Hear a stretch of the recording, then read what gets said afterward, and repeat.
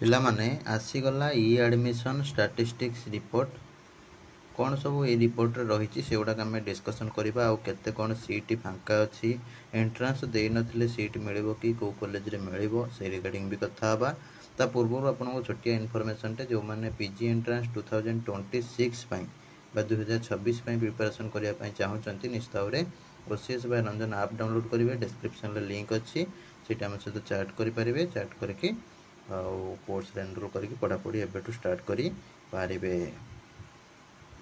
नमस्कार दोस्तों, इस वीडियो को लाइक करें, हमारे चैनल को सब्सक्राइब करें, इस घंटी के आइकन को दबाएं, ऑल सेलेक्ट करें हमारी सभी वीडियो सबसे पहले देखने के लिए। देखो जो मैंने सब एडमिशन करने चाहूँगी एमएससी एमए एमकॉम ठीक अच्छे डायरेक्ट एडमिशन सीपीटी देइछंती बा न देइछंती ताले निश्चित भाव में स्क्रीन रे देखुवा नंबर कांटेक्ट करके सीपीटी दिंतु बा न दिंतु एडमिशन करेंगे। सम्राट डिग्री कॉलेज ब्रह्मपुर, जोटा कि ये तुम बहुत सारा कोर्सेस रही है, यहाँ बहुत ही बड़ ऑर्गेनाइजेशन केजी टू पीजी ठीक है सब क्लास पूरा एवेलेबल रही पीजी जाए। तो आपण मैंने एनरोल करेंगे वर्तमान इंस्टीट्यूशन को कांटेक्ट करके नंबर सब कांटेक्ट करके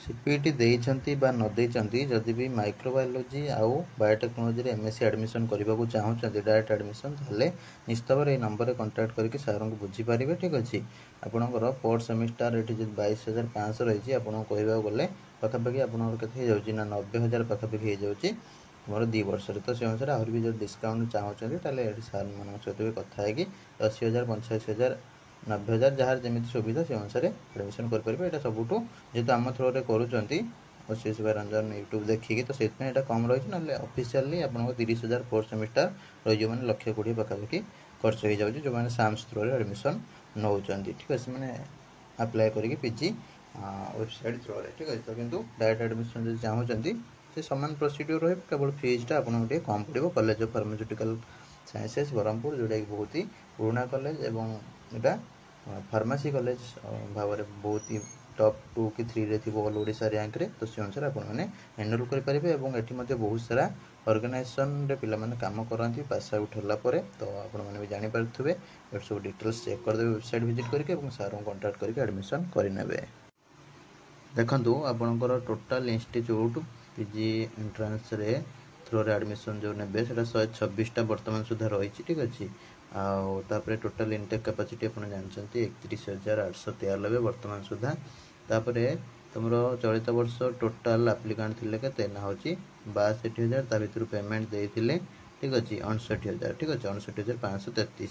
तो तारी भितर वर्तमान सुधा एडमिशन नहीं सारे 21,429 ठीक है मैंने आप जानीपारे आ पाखापाखि 10,000 सीट फांका रही। तो यहाँ है वर्तमान समय गोटे चिंतार विषय कहीं बहुत पिला एडमिशन करेंगे होती किंतु करूना पिला अदल बदल होती एपट सेपट जी भी करा पिला कम रैंक रही इच्छा थे भी इच्छाटा कौन हो बहुत ही मरी मरी इच्छाटा जाऊँगी कहीं गोटे इच्छा थी सपोज गोटे पिलार 5,000 रैंक अच्छे से चाहूँ तो गोटे सेल्फ फाइनेंसिंग डिग्री कॉलेज हो पचे मिल जाऊँ पढ़ीदेवी कि मन अनुसार से जो माइंड फिक्स कला बेलू सीट मिलूनी पिला कहीं ऊपर जो पिला सब रही से खाली एपट सेपट माकड़ भली डिया मारे माकड़ डिया जो अन्य पिला हैरान होती कहीं तो एपर्तंत जाए फिक्स हो पारना। सरकार जब या दृष्टि दियंते जमीक तुम फेज 1 हो फेज 2 हो फेज 1 सपोज सब पिला एलाउ कराला फेज 2 भी सब पिला एलाउ कराला एमती गोटे फेज हुआ जोटा कि फेज 3 सपोज से कौन जो मैंने एडमिशन थे सिलेक्ट होते एडमिशन कले बा न कले ठीक अच्छे सब बाद दे जो मन टोटाली सिलेक्शन होनी से सुजोग दिया हाँ मे बी ये सब प्रायतः फिलअप हो जाता। गोटे कथा जो मैंने एंट्रांस भी दे ना से भी जब भी सुजोग दिया हाँ ठीक अच्छे कौन कैरियर मार्क आधार कि कौन प्रोसेस मध्यम भी पाखापाखि सीट किसी फिलअप हो पारता। जहाँ भी देखा जाओ कौन हो 10,000 सीट जेहेतु रही आपने चेष्टा जारी रखु फेज 2 शेष होगा बसुची आहरी कि फिलअप हो पाखापाखि कम वैकेंसी रहा सूचना मिलूँ। तो से अनुसार आपने जल्दी जल्दी सब डिसीजन नियंतु एडमिशन कर पकातु बसतुनि कहीं एपर्तंत जाए पढ़ी पढ़ी आसी कैरियर आउ गैप रखु ना से छोट डिग्री कॉलेज हो कि गवर्नमेंट हो सेल्फ फाइनेंसिंग जो एडमिशन करके पढ़ी पकातु आ बसिले किसी हम ନାହିଁ, କାହିଁକିନା ଛୋଟବେଳୁ ପଢ଼ି ପଢ଼ିକା ଆସିଥିଲେ କଣ୍ଟିନ୍ୟୁଅସ୍ ଭାବରେ, ଏବେ ବସିଗଲେ ନିଜକୁ ତ ଖରାପ ଲାଗିବ,